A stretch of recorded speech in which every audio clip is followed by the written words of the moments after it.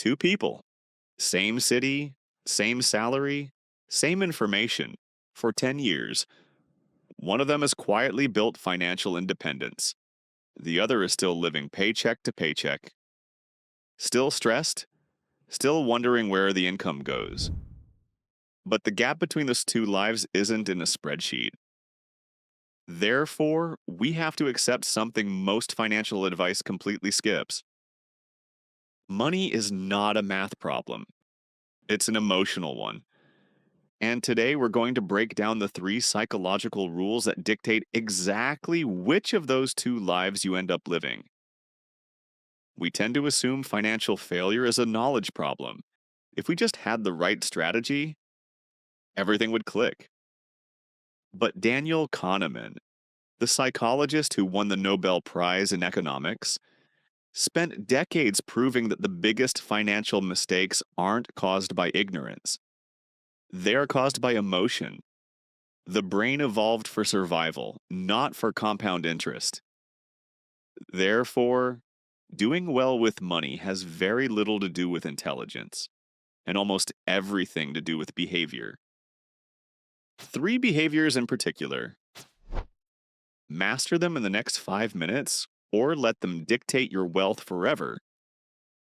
Tell me if this sounds familiar. When was the last time you made a spending decision, partly because of how it would look to someone else? In The Psychology of Money, Morgan Housel points out something uncomfortable. When you see someone driving a $100,000 car, you don't think about the driver. You imagine yourself in it. You picture how you would look. The driver bought the car to be admired, but the audience ignored the driver entirely and thought only about themselves. Therefore, most status purchases perform for a theater that is completely empty. When researchers spent years studying actual millionaires for The Millionaire Next Door, the data was clear. Most genuine millionaires drive ordinary cars and live in modest neighborhoods.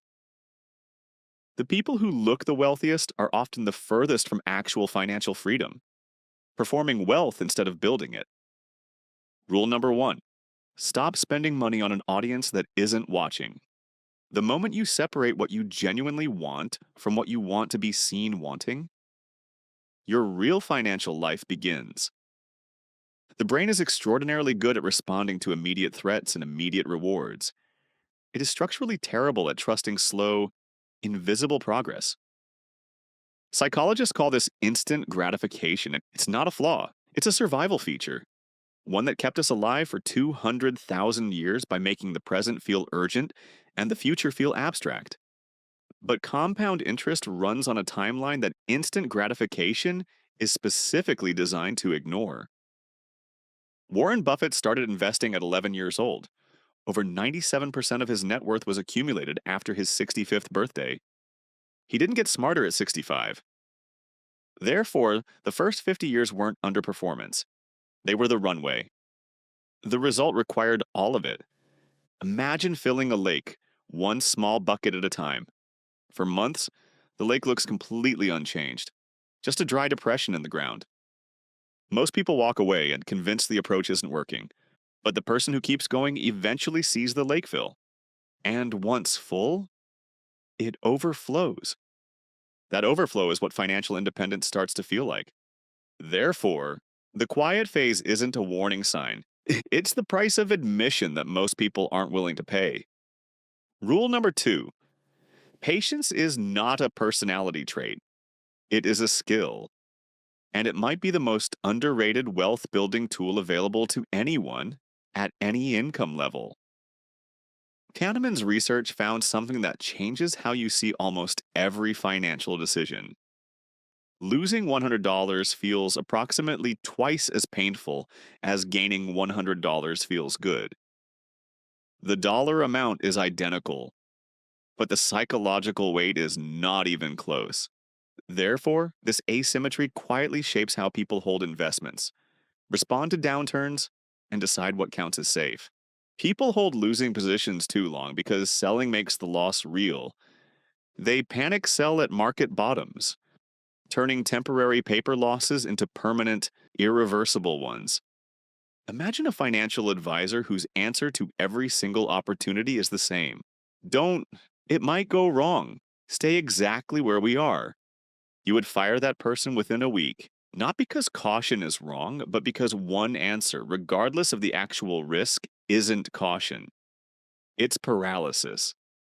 But millions of people let fear run their finances for years without ever questioning whether the advice still applies. Rule number three: learn to distinguish between the fear that protects you and the fear that paralyzes you. The first is wisdom. The second is expensive inaction dressed up as safety. These three rules aren't separate. The status spender is running from a fear of not being enough. The impatient investor fears missing out. The fear driven saver is frozen by fear of loss. Underneath all of it, survival instincts, operating without examination. The most effective builders of wealth aren't the most intelligent people in the room. They are the most emotionally disciplined.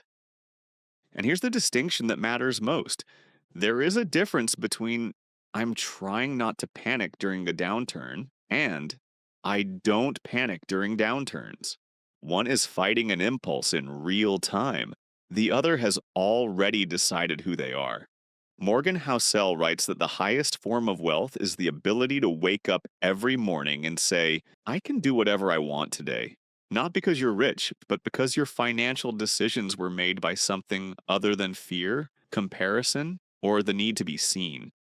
That's where financial lives are really won and lost.